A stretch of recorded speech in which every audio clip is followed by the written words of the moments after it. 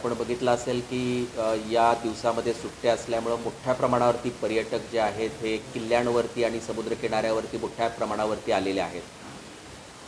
सगळ्यात मोठा जो म्हणजे पोलिसांसमक्ष जो प्रश्न असतो तो म्हणजे वाहतुकीचा असतो.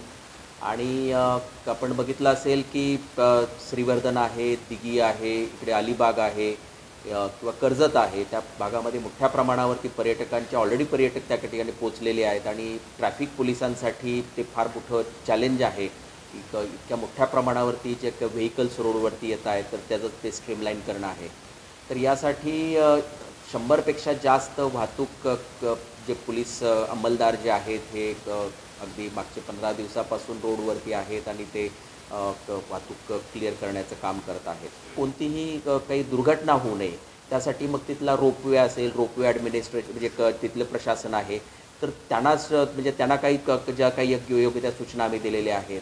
आणि रायगडावरती पण रायगड असेल, जंजिरा किल्ला असेल, या ठिकाणी पण वेगळा बंदोबस्त लावण्यात आलेला आहे.